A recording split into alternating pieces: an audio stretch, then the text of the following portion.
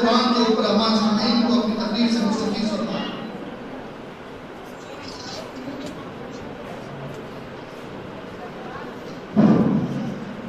السلام علیکم ورحمۃ اللہ وبرکاتہ۔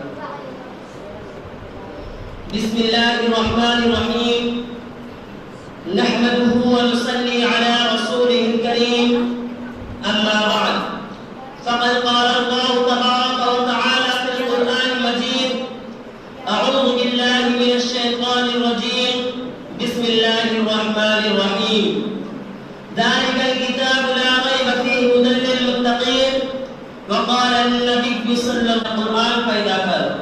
صدر محترم، اشتیاق کران محفوظ، بزرگان دین اور حاضرین مجلس، آج اس محفل میں اور آج اس مبارک اجلاس میں میرا موضوع سخن دنیا کا سب سے پاک سا مقدس کتاب قرآن پاک ہے۔ ہمیں چاہتے سورج کا یقین ہے کہ اس کا ایک ایک حرف سچا اور صادق ہے۔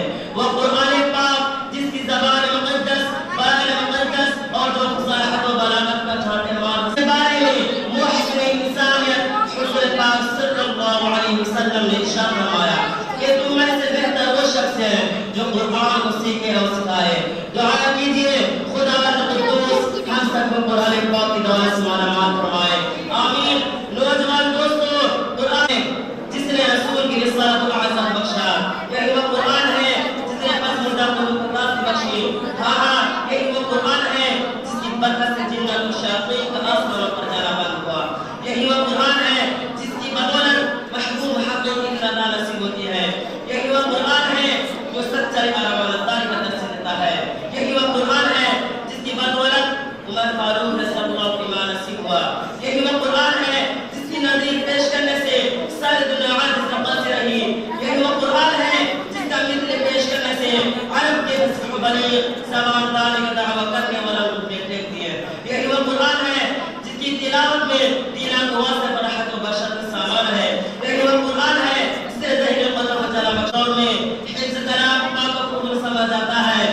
اس کے الفاظ پڑھنے کو حماقت بدلا جاتا ہے، کہا جاتا ہے اس کا رکھنا اور بے سمجھے پڑھنا محسوس ہے۔ افسوس ہے افسوس اس قرآن پاک کے بارے میں ہمارا یہ خیال ہے جس کے بارے میں شہنشاہ مدحہ جناب محمد رسول اللہ صلی اللہ علیہ وسلم نے ارشاد فرمایا، اقرأ ورتقِ ورتل كما كنت ترتل في الدنيا فإن منزلك عند آخر آية تقرأها۔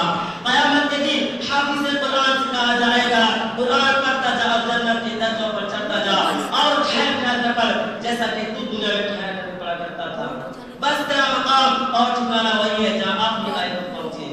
یاد رکھو یہ قرآن دنیا کی سب سے بڑی نعمت ہے۔ یہ زمین و آسمان، چاند و سورج ستارے اس نعمت کا مقابلہ نہیں کر سکتے۔ یہ قرآن رب کائنات کے مقدس اور عظیم کلام ہے، اور کیوں نہ ہو جب کہ غصہ اتارنے والا امین جس کے ذریعے سائل کلام کا فضل اللہ علی خلقہ، اللہ کے کلام کو سب کلاموں پر ایسی فضیلت ہے جیسے کہ خود حق تعالی شان کو تمام مخلوق پر اللہ کا نورانہ اور خدا کا پیارا نبی ارشاد فرماتا ہے، جس نے قرآن پڑھا اور اس پر عمل کیا اس کے والدین کو کل قیامت کے دن سورج سے زیادہ روشنتاب پہنا جائے گا۔ غور کرنے کا مقام ہے جب والدین کو اس گران قدر انعام سے نوازا جائے گا تو خود پڑھنے والے مقام پر مرتبہ جائے گا۔ قیامت کا میدان ہوگا اور ایسے دستانوی جن خواہش کرے گا پروردگار عالم اس خواہش قبول کرے گا اور ان کو اس حافظ برکت کی نظر رکھا ہوگی۔ مسلمانوں، قرآن کریم معدن برکت اور سعادت ہے، جو روح خداوندی ہے، معدن حیات اور سرکشمہ زندگی ہے۔ وہ عرب قوم جو پشتاب پشتے مردہ چلی آ رہی تھی، دنیا جس کو دلیل اور حدیث جاتی تھی، کوئی ان کو اونٹ کے منگلیوں میں کھیلنے والا سمجھتا، کوئی ان کو پہلا خطاب دیتا، کوئی ان کو جاہل مکہ کہتا، کھڑے تو کھڑے جن کا نام کو صحابہ اکرام ہو گیا، جن کو نام طاقت حکومت اس لیے ہو گئے جس نے کیسے اس طرح کا رکھا ملا دیا، بڑی بڑی سلطنتوں اور حکومتوں کو یہ طور دیا۔ محترم دوستو، قرآن آیا تو زمان و مقام زندگی آئی، قرآن آیا تو عدل و مساوات کا پیغام آیا، قرآن آیا تو مذہب اسلام پھیلا، قرآن آیا تو کیسر و کسرا کو رکھا ملا، قرآن آیا تو باطل کے لعنت کے ڈنڈے ٹوٹ پڑے، قرآن آیا تو کفر و شرک کے دم توڑ گیا، قرآن آیا تو ساری کائنات کو نور ملا، قرآن آیا تو انسانوں کو پجاری خدا پرستار بنے، قرآن آیا تو توحید میں ایمان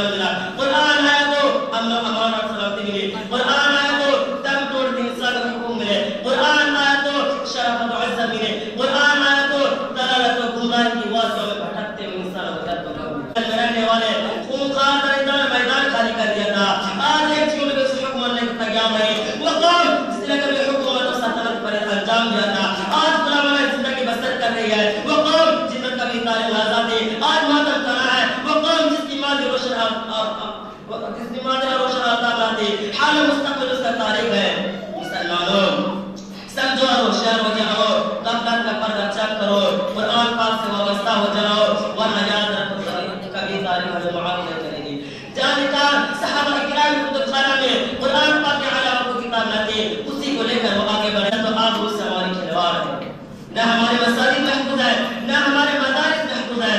ظلم و ستم چکی ہمارے لیے ہو رہی ہے. مسلمانوں ایک دعویٰ تھا کہ مسلمانوں کا مقابلہ حامان بن ولید سے ہوتا ہے. اس دشمن خدا دشمن رسول کے پاس طاقت اور قوت ہے.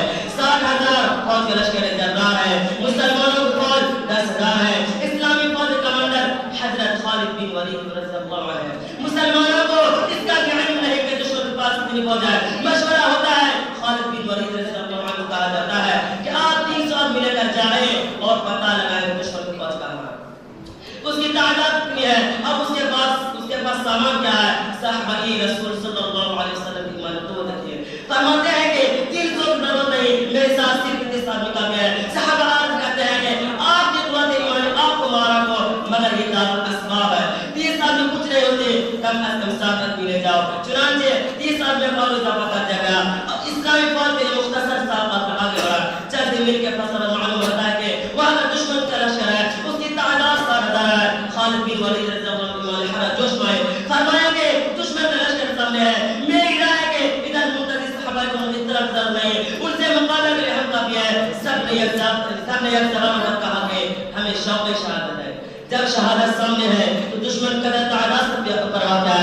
اسلامی فوج کا مجاہد اعظم سب بناتا ہے. دوسری طرف 60,000 لشکر ہے. حماد بن ولید آگے بڑھتا ہے. کہتا ہے کہ ہم کو سمجھتے تھے مسلمان قوم بڑی سمجھدار ہے لیکن معلوم ہوتا ہے تم احمق ہو. 60,000 لڑنے کے لیے 7 آدمی لے کر آئے ہو. جاؤ ہم تم پر رحم کرتے ہیں اور دو دن بولے تمہیں لانے کی طاقت اور قوت نہیں ہے. حماد بن ولید اسلامی مجاہد اس لڑکا کا سن کر جوش مارتا ہے. فوج کو حکم دیتا ہے پکڑ لو تم 60 آدمیوں کو. چنانچہ 60,000 کا حملہ ہوتا ہے اور صحابہ کرام رضی اللہ عنہم کو جس کرتے ہیں. راوی کہتا ہے کہ وہ جواز پر جس سے وہ نظر نہیں آئے.